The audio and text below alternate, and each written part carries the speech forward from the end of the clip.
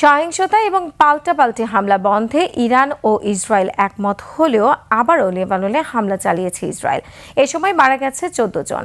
গতকাল ইসরায়েলে হামলা বন্ধ করার সিদ্ধান্ত নেয় ইরান। পরে তেল আবিবও সহিংসতা বন্ধের ঘোষণা দেয়। এদিকে ইসরায়েল যদি আবারও ইরানের বিরুদ্ধে যুদ্ধ শুরু করে তাহলে তাকে একাই লড়াই করতে হবে বলে হুঁশিয়ারি দিয়েছেন ট্রাম্প। বিস্তারিত তাফসির ফিজার রিপোর্টে। ইরান এবং ইসরায়েলের মধ্যে উত্তেজনা এখন চরম পর্যায়ে। লেবাননে হামলা চালানো হলে ইরানের কঠোর ব্যবস্থা নেওয়ার হুমকির পরপরই দক্ষিণ লেবানন জুড়ে ভয়াবহ বিমান হামলা চালিয়েছে ইসরায়েলি বাহিনী। হামলায় অন্তত 14 জন নিহত হন। এদিকে এই উত্তেজনার মাঝে ইসরায়েলকে চরম হুঁশিয়ারি দিয়েছে মার্কিন প্রেসিডেন্ট ডোনাল্ড ট্রাম্প। তিনি স্পষ্ট জানিয়ে দিয়েছেন, ইসরায়েল যদি আবারও ইরানে পাল্টা হামলা চালায় তবে তার দায় ইসরায়েলকেই নিতে হবে। প্রধানমন্ত্রী নেতানিয়াহুকে সেই পরিস্থিতি একাই সামলাতে হবে। যুক্তরাষ্ট্র সেখানে জড়াবে না।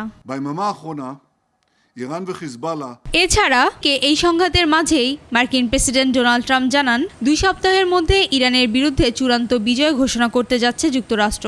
ইরান এখন মার্কিন প্রশাসনের সাথে একটি বড় চুক্তিতে আসতে চাইছে। তবে 2 সপ্তাহের মধ্যে যুদ্ধ সমাধানের প্রতিশ্রুতি ট্রাম্প এবার প্রথম দেয়নি।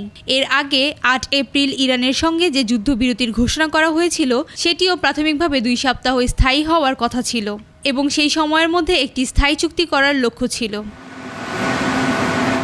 তাফসির ফিজা, নিউজ ডেস্ক, একুশে টেলিভিশন।